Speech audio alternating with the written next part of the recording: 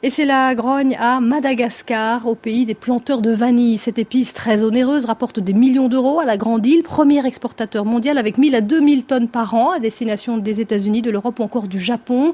Depuis la libéralisation de cette filière, l'État ne contrôle plus rien. Spéculation oblige, les paysans gagnent de moins en moins d'argent. Reportage dans le nord de Madagascar, dans la Sava, la capitale mondiale de la vanille. Un reportage signé Gaël Borgia. On l'appelle l'or vert, la vanille de Madagascar, l'épice la plus chère au monde avec le safran. Elle rapporte plusieurs millions d'euros par an. La production est artisanale et assurée exclusivement par les cultivateurs. Pourtant, parmi les 80 000 familles de paysans qui dépendent de cette filière, beaucoup se plaignent de revenus insuffisants. Nous les planteurs, nous travaillons vraiment dur. C'est vraiment très pénible comme travail parce que si on commence à planter maintenant, il nous faut jusqu'à 3 ans pour avoir de la bonne vanille mature. Le prix qu'on touche ne correspond pas au travail que l'on fournit. Le problème, c'est qu'on n'arrive pas à en vivre. À la fin des années 90, la filière a été libéralisée. Les prix ont flambé à cause de la spéculation.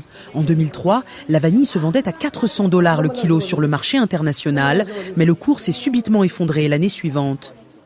Donc il n'y a pas de règles et il n'y a aucune logique. Nous, on a dû doubler nos prix à l'export parce que la vanille a plus que doublé comme ça d'une année sur l'autre. Une filière sans contrôle qui fait beaucoup de victimes, notamment les employés des entrepôts de vanille qui gagnent parfois moins d'1 euro par jour. Les exportateurs pointent du doigt le comportement spéculatif des acheteurs internationaux. Ce n'est pas uniquement l'exportateur sur place qu'il faut accuser. Parce que comment se fait-il que l'importateur, à un moment donné, pouvait acheter la vanille à 400 $ et qu'après, il ne peut plus l'acheter qu'à 50 $. L'importateur ne peut pas penser non plus à l'exportateur malgache et au planteur.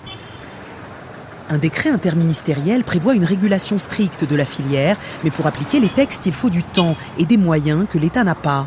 Ça pose quand même un problème de mettre immédiatement de l'ordre dans une filière qui a été aussi désordonnée. Dans cette région, la vanille peut rapporter encore beaucoup d'argent. Un conteneur de 10 tonnes peut se vendre à l'étranger plus de 450 000 €.